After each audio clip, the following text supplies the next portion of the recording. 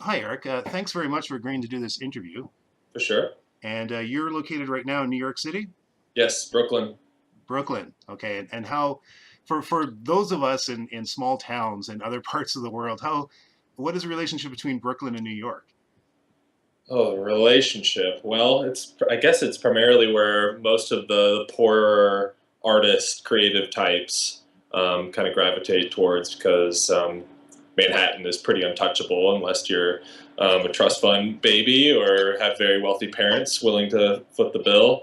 Um, so yeah, it's a very high population of young creative types that want to be surrounded by other people doing productive, creative things. So yeah, it's a happening place. How long does it take you to get to, say, Manhattan from Brooklyn, or Just vice versa?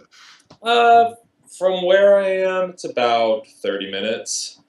Okay, that's not bad. Or I could ride my bike and it's even faster. But Oh, amazing. Okay. yeah, I'm going to McMaster. I live in a city called Hamilton, and it's just south of Toronto, and it's kind of the same kind of relationship. There's a bit of a blooming art scene here because Toronto's very expensive. hmm So a lot of artists are moving here.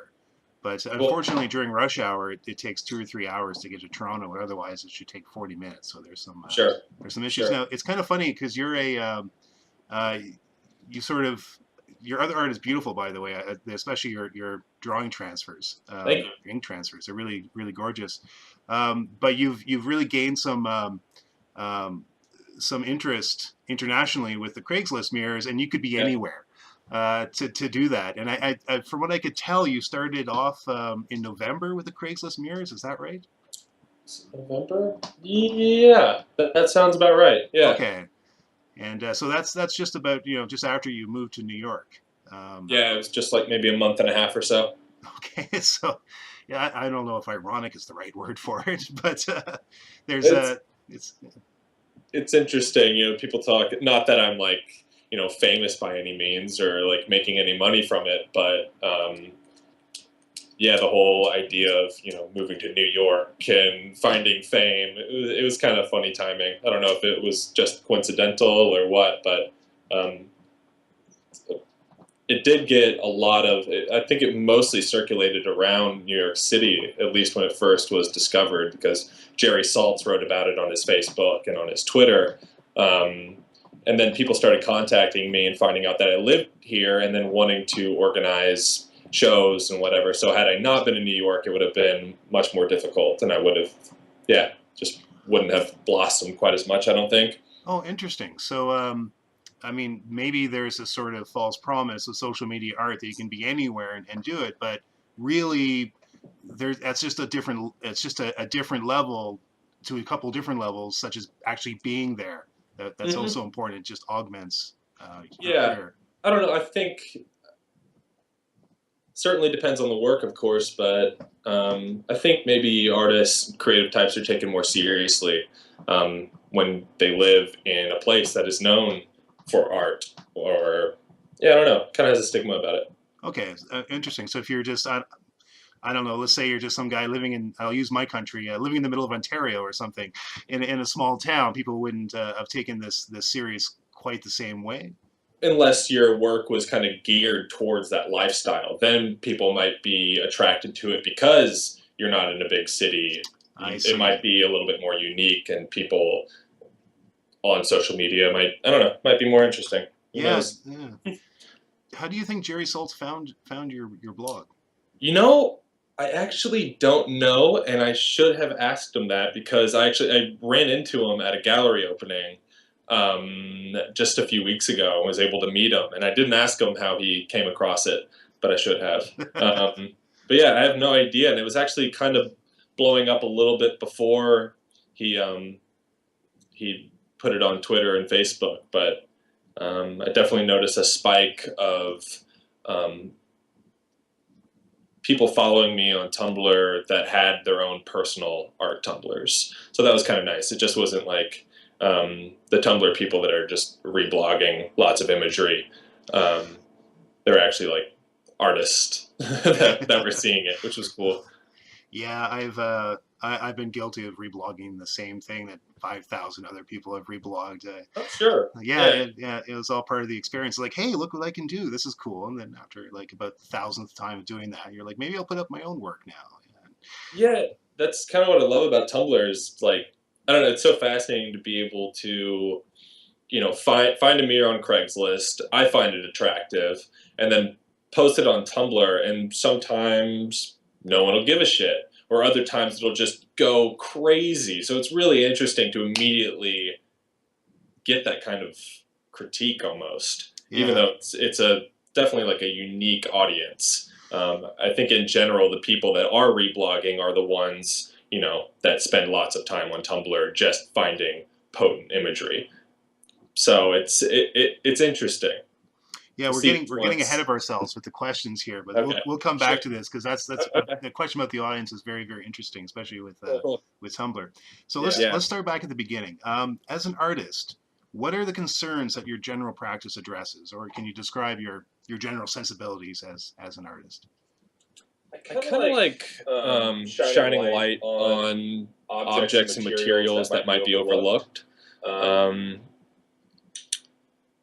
Growing up and when I first started making art, I was always seeing stuff out and just like walking around in the streets and trash or just degradation in cities or beautiful objects in nature. I was always seeing these things and wondering like, I'm just thinking I'm never going to be able to accomplish something as beautiful as that. Mm. So I really like kind of reappropriating existing objects, existing forms, and hopefully presenting them in a way that enables people to appreciate them as a simple, beautiful object. At least with the stuff that I make, but yeah, I feel like the mirrors accomplish that as well. I think that's why I'm so attracted to them.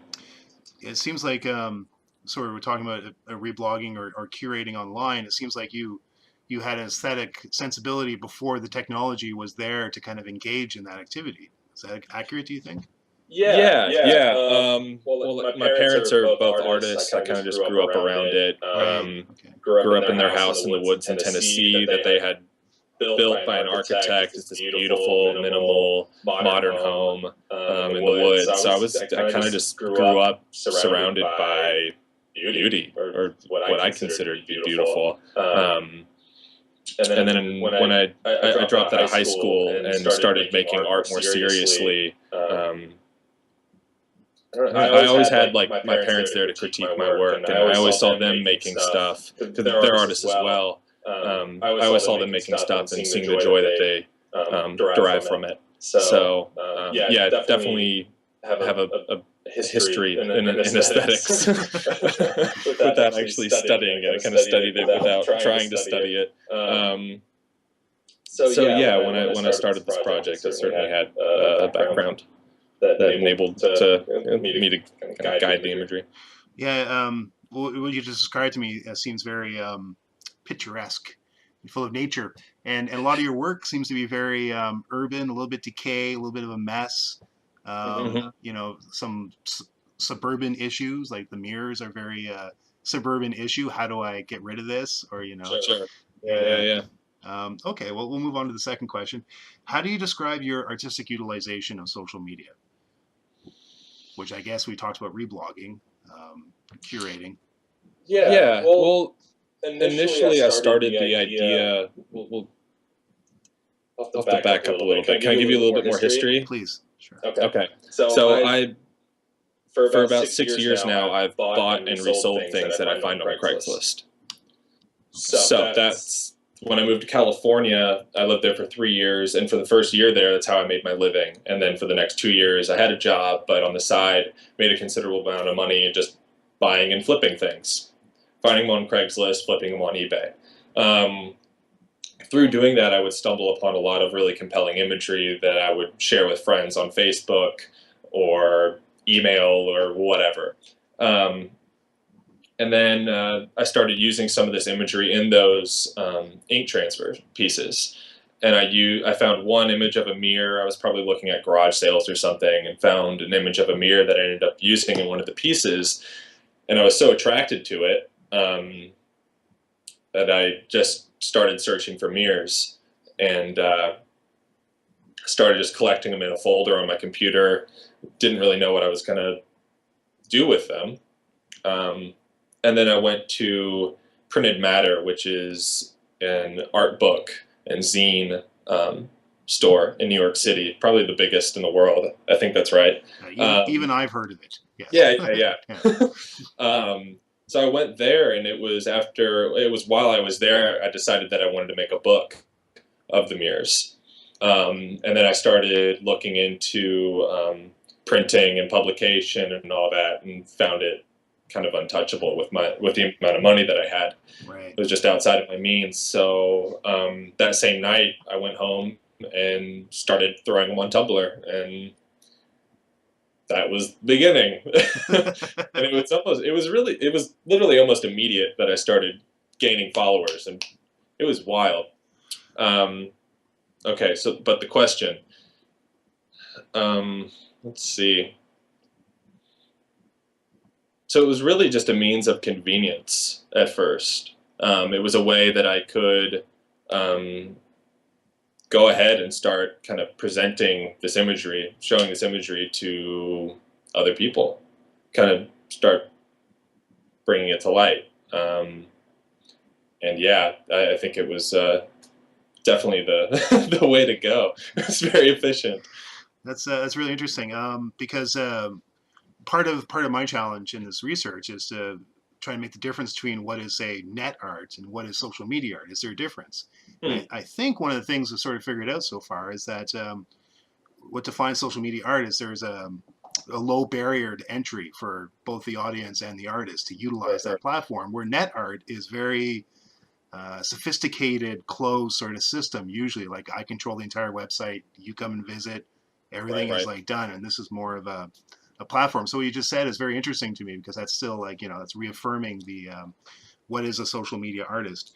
Which, by the way, I mean, do you agree that you are a social media artist? I haven't seen that written anywhere about you, but I just push that label on you, I guess.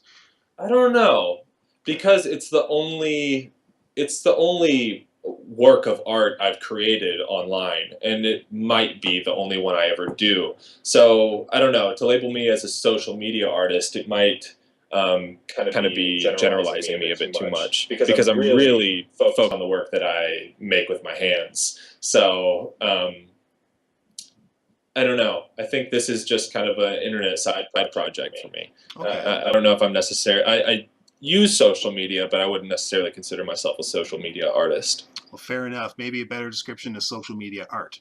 Sure. Okay, Yeah. we'll go with that. Yeah, and something I started. It was incredible, because after it kind of blew up a bit, I was able to just like Google Craigslist mirrors and find what people were writing about it. I've never had that opportunity in my life with any of my other art. It was just, I was able to just pull so much insight from what people were writing. I mean, there were just numerous articles being written about it, and I was able to draw so much insight from my other work as well, because I wasn't really quite sure why I was attracted to the mirrors and why I was doing it, and didn't really quite understand that how profound it was to some people. So yeah, it was a pretty unreal opportunity. Well, it's I can tell you from my classmates and myself who were looking at this, we were like very intrigued about how problematic it is to sell something or to portray something which is essentially nothing. A mirror is nothing. It's an empty void, essentially. Yeah. So it has to be filled by something. So how do you portray that nothingness? How do you? And in my program, there's a lot of talk about framing issues, or how do you frame things. So it seemed to lend itself naturally, because the only thing portrayed in there really is a frame. Yeah. And then that creates a relationship between what's in the frame and what's outside of the frame and in the environment. So that and some of these works are just. And I'm sure this is part of the intrigue, is like, did this person do this on purpose? Like, or not? What do you like? What do you think? I do think some of them are intentional. Let's see. Like some would be like reflecting trees. You see a lot reflecting nature. You see them reflecting beautiful blue skies with white puffy clouds, or reflecting trees. And I think that might be intentional. People bring them outside. People bring them out into the grass a lot. It's just like reflecting grass. I don't know. I think it adds to the attraction, maybe with the more professional Craigslisters. But some of them are absolutely, I think. Yeah, I mean, the majority, of course, are unintentional. There's lots of mirrors and storage units that are like leaned up against, the metal slotted doors and reflecting beautiful blue skies. Or definitely for the most part, they're unintentional. Yeah, it's almost for the audience, perhaps it's giving a voyeuristic thrill. Sure. Like, look, I'm legitimately getting a peep into this person's life, or what they think. What their aesthetic choice is to present us with the frame.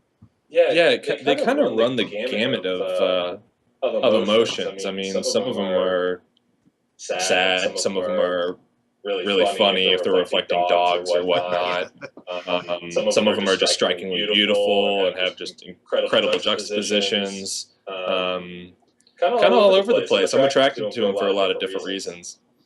Yeah, and I guess, I mean, there's some good figurative works in there. Somebody's trying to take a picture without being seen in the mirror, and that awkward body pose creates more tension in the composition, which is, Yeah, and I love the use of the flash. I don't know if they're doing this consciously, but the use of a flash for disguising someone's face. Yeah. Oftentimes you'll see like an iPhone over someone's face, and the flash is obscuring their identity. So I find that really fascinating. And then some people will pull the mirror, pull the image into Photoshop or some other editing program and blur whatever would have been reflected, which is pretty interesting. Yeah. Some people look like they're using a digital camera for the first time as well. Yeah. It's unbelievable. I'm a photographer as well, so it's pretty humorous to see the quality of some of the photos that people take. And actually, often I'll find a mirror and like I can tell that it would have been a really beautiful image, but it's like really blurry or something happened. Or, it's almost just like, well, I mean, it's like showing a new TV on an old TV or something, right? Like, I mean, what does it really matter if it's blurry or not? Because this is like proof of concept. I do have a mirror. This is proof that I have a mirror. It doesn't matter how good the photograph is in a way, but some of them are just like, just beautiful. Like, I wish I had thought of at least putting my mirror on Craigslist. First. So, okay, move on to the next question. Do you, we'll skip number 3 because I don't think collaboration, I mean, well, actually, do you feel that using these people's photos is a collaboration of sorts? Have you had a chance to talk to anyone whose photos you've used? Have they reached out and said, hey, I saw my photo or anything?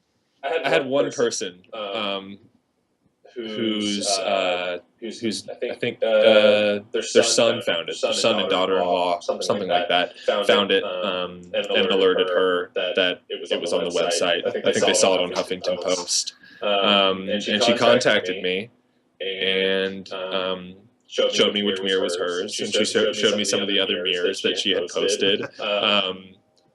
I had the opportunity to ask her if it was intentional, and it was. It was one that was reflecting. It was in Seattle, and it was reflecting a really beautiful bay.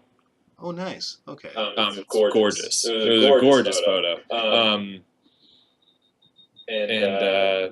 She told me that the house was for sale. Just like went on to give me a lot of history. But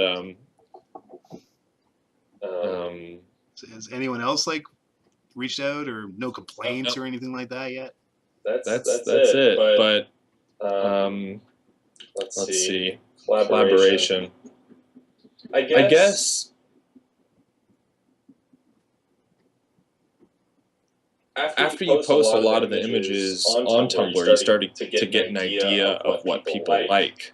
So I guess it's somewhat of a collaboration in that way, that you're kind of manipulated slightly by what people are attracted to. I try not to be in all of my art, but yeah, it's kind of hard not to be influenced by that. So that's a bit of a collaboration. And then I've had a couple publishers contact me about doing a book now, and hopefully that will be a collaboration. I'm really excited about that. But I think that's what another reason I'm attracted to these, because I've never really felt compelled to collaborate with anyone else with the art that I make, because it's so personal to me. But yeah, with the mirrors, it's less personal. Well, that's interesting. So, I mean, it's kind of, I mean, you would still think at first blush that doing something, curating pictures from a website would be a solo activity, but it's transforming itself into a collaboration through its very success and activity, whether you planned for that or not. Sure. Okay, yeah, that's interesting. Okay. Are there other artists or movements via social media that you feel are important to contemporary art or to art today? You showed me a really cool blog, Sean Bradford, for example. Yeah. I really love his blog. I think it's pretty high art, even though I don't know if he'd really appreciate that. I think that's one of the reasons he utilizes Tumblr. But yeah, I've been actually trying to meet him. We've actually been trying to meet each other because he doesn't live too far from here and comes up quite a bit. But yeah, I think his blog is pretty stunning. I think it's pretty high art, and some of his photographs would transfer beautifully into a gallery scene or something. But I don't think he's very attracted to that. What else? Man, there's so many people on Tumblr, and I think a lot of people are able to see a lot of art that they previously wouldn't have seen, just like in the internet, with the internet in general. But I don't know. I don't really look at a lot of social media art. I look at like a lot of stuff on Instagram. I love Instagram. But that's social media, though, isn't it? Yeah, it is. And Tumblr and yeah. I look at Instagram a lot. I don't follow a ton of people on Tumblr, but yeah, I don't know. Well, that's cool. It's just if anything had popped out, and of course, even after the interview, if you think of anything else I should look at, I would always appreciate it. Yeah. What are some of the unique advantages and disadvantages of using social media as an artistic medium? So I mean, we touched on that already a bit, but advantages and disadvantages. Advantages, I guess, ease of people seeing it. I mean, the rapidity of which something can spread. Ease of use. I mean, Tumblr is like, it must be like the simplest photo sharing format in existence. And I mean, maybe Instagram might be a little bit easier, but it's comparable. I mean, you can just take a photo immediately with your iPhone and put it on Tumblr. Yeah. So you're immediately introducing it to thousands of people, hundreds, thousands, however many followers you have. But yeah, it's. Do you think that might be a disadvantage as well? Why? You put up an image you wish you didn't put up later, maybe something that wasn't. Yeah, I've actually gone back and deleted some things. Okay. Yeah, some things that I didn't see fit, some things that I wish I hadn't curated.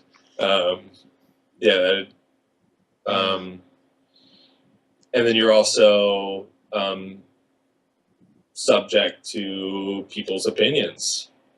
So they might kind of steer you away from images that you find beautiful, but they might not. But I find that my aesthetic choices have been people dig it for the most part, which is cool. Yeah, makes it fun. Yeah, I mean, sometimes I haven't really done it, but I wish I could just do an anonymous curation stream, a long-term project where I wouldn't be, I guess, concerned with my own Sure. name being attached to it, not because it's Yeah. anything scandalous, but just because Yeah. I don't want the to be worried or to be Sure. influenced, I guess. Yeah. Yeah. I was anonymous for a while. And then when it started kind of blowing up, I attached my website to it because Right. I wanted the promotion for my other work. Um, so yeah, that was that was interesting. It was an interesting switch. Definitely, it changed the piece. Yeah. I guess it would have, but I mean, as an artist, I can't like can totally agree with what you did. Yeah, yeah, That's that just seems yeah. pretty obvious. It was Yeah. tricky though. That was a tough choice, but I'm Right. ultimately really glad I did it. Well, I certainly hope the book comes out and I'll be one of the first ones to get it in that case, and hopefully like a little mirror shiny surface to it too Sure, or I'll something. be in touch. Okay, great. Um, okay, good. We're going to arrive now at the question we were sort of talking about at the beginning. Who is your audience? And we've been talking a lot about the audience in this interview so far. And you mentioned earlier that Tumblr has a very particular kind of audience. And, Yeah, it's a world that I was very unaware of until I started this blog. Um, hmm, I think a lot of Tumblr are younger teenage kids. Um, they seem so absorbed into this world. It's I don't know. There could be a documentary about it. There's certainly something there. I keep finding these terms that are getting thrown around on Tumblr. Pale is one of them. So pale kind of I think pale kind of refers to these kids that stay up all night long inside reblogging images so huh, that they're not getting any sun. right. Okay. And they also reblog particular kind of images. They're pretty morbid. Um, they're often of like you might see like a photo of an albino fish or something taken with like a harsh flash, Right. or like a close up of someone's pale body.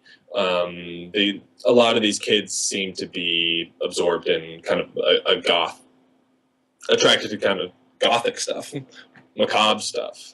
Um, But includes lot, is not necessarily limited to goth stuff.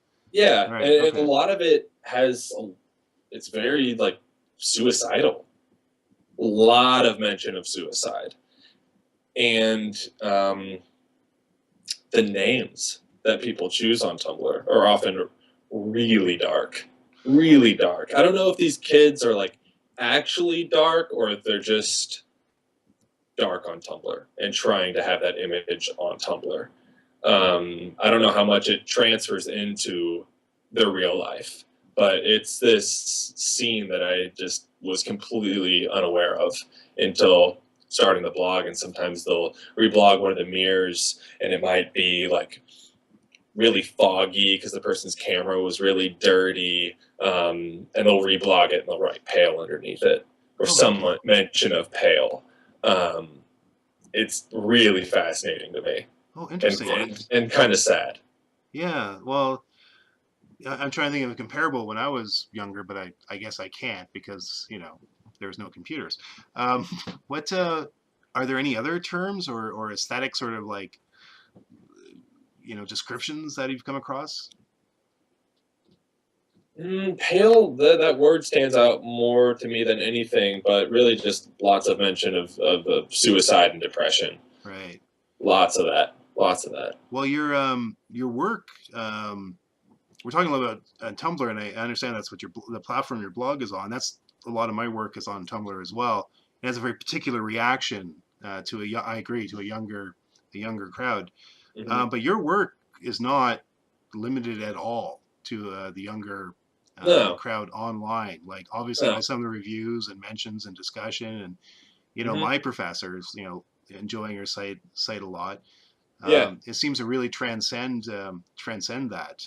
Um, Yeah, I think it's another thing I like about it is that it's that people get it, all ages, Yeah. kind of all over the place. It's kind of it makes sense. I don't really like talking about my work too much that I make because I think words often fall short, and I'm kind of just more attracted to the mystery of beauty and aesthetics. I don't really care to put words to it often. I think it kind of dumbs it down too much. But that's why another reason I'm attracted to mirrors is that it kind of I don't really need to say much about them. It's kind of given. You can kind of just like look at them and understand the beauty, or get why they're compelling. And a lot of your discussion with, or a lot of the notice of the work, would you say it's more sort of Twitter based or email? There was a lot of stuff on Twitter, lots of stuff, but also Facebook. It was funny. Okay. At its peak, I was having so many friends being like, "Hey, like I've seen your blog pop up like 3 times on the news feed." Like I had so many people alerting me to the fact that they were running into my blog randomly. I even had a friend here who was walking down the street and overheard someone talking about it, which is super bizarre. But yeah, it's spread a lot on Twitter, a lot on Tumblr. Of course, I mean, it was on Gawker and Huffington Post and Washington Post and Yahoo, all that stuff. So you're almost become the mirror guy. I don't. I don't think. I mean, I like the fact that you're the mirrors is a subsection on your blog, and your work is very available. Like your photo work and your 3D work and your ink transfer work is all right there to look at. So it's put well into context. I think you avoided the mirror guy label, but you could have been. I guess you could have been. Yeah. I never thought it would like be a thing. I never thought it would go viral. That's for sure. I thought they were, I thought they were beautiful and compelling, but I didn't know it would be so far-reaching. And it was something that I had been doing for so long, finding these images on Craigslist and sharing them. I think I was a bit desensitized. Yeah, but I mean, it's so simple and straightforward. But I mean, you spent a lot of time in that environment, and I guess when you spend a lot of time in the environment, you can just pick out these things, which should be obvious, you know, and only are if you're there. Mm-hmm. And I've become so particular. Also, I mean, it was pretty crazy. Like when I first started this Tumblr, before it was even popular, I would spend almost entire days sitting at the computer hunting for the images. And I felt really guilty because I wasn't spending time on my personal work, the stuff I make with my hands.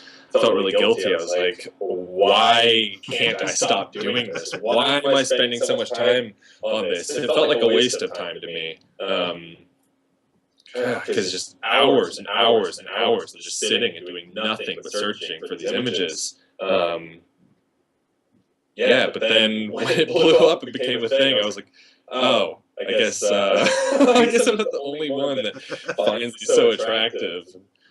Yeah, I guess I mean, and now I mean, you sort of looking at that all that time you spent, realizing, hey, that was actually studio time, or that was that was legitimate, like hard work. That no, I mean, it didn't feel like work. Of course, that's what I love about making art. It's just like it's a passion. I love doing it.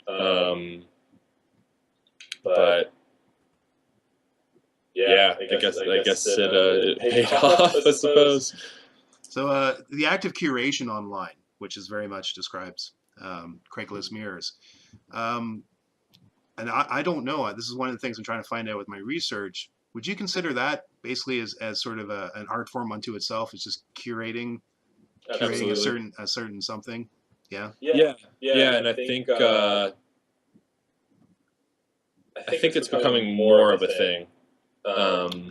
I think curators are starting to be considered more of artists themselves.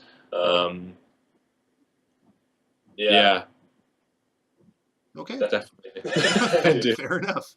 I agree with you. I like collecting too. I think a lot of people that collect objects are artists, and I think a lot of artists are collectors, and I think it often influences artists' work. If you're really attracted to the aesthetics of an object, you might start collecting a lot of them. So yeah, I think the act of hunting for a single type of image like the mirrors it's a form of collecting, and I've always loved hunting for things, whether it was like arrowheads out in the woods in Tennessee or fossils, or I love going to garage sales and trying to find little gems or beautiful objects or old unique things. Just love searching for things. And growing up with my mom, we would go to the beach and I would just like comb the beach with her and looking for shells and interesting looking rocks and driftwood. I've always been a collector of beautiful objects. So yeah, this definitely kind of crosses that line. That's really that's a really interesting insight. I never. It seems obvious, of course, but I Yeah, never it considered wasn't that. obvious to me at first. Yeah, and I That, guess you spent a lot of time in the Craigslist and eBay world, so I guess you'd have more insights into the collectors yeah, and what yeah, they and want. it definitely wasn't like, like I explained earlier, it wasn't an idea that just like popped into my mind. I mean, it's the product of my life. Yeah, yeah, Arriving at this idea. It's not like I just had like a spark of creativity and I was like, oh, I'm going to start this blog with these mirrors from Craigslist. I think a lot of people see it that way. yeah. It's like, oh, it's brilliant. Like he had this moment of brilliance and came up with this idea. And I was like, no, I wish my brain worked that way, but it doesn't. It was kind of years and years in the making without knowing it. Yeah, I believe it. That totally makes sense. And your insight really has interesting ramifications for how we think about our relationships with galleries, like the MoMA, for example. If we actually think of the MoMA as an artist, because when I go to the MoMA, I mean, I don't know if how my brain is really thinking of all these individual artists in the MoMA. I'm thinking of the MoMA as all these works together, right? Yeah. Effectively, it is a single entity like spitting out this collection for me, Yeah, and that's what I'm influenced by. Yeah, yeah. very And interesting. I work at MoMA PS1 as an art handler. Oh, great! Wow. Yeah, just throw that in there. Yeah, that's more influence on you there. Yeah, for sure, for sure. Well, before we end, is there anything else, Eric, you feel we need to mention or cover?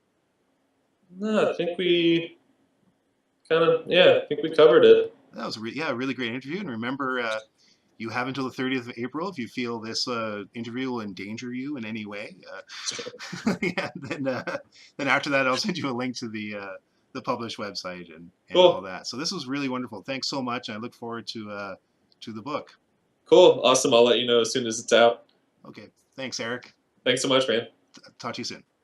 All right, take care. Bye.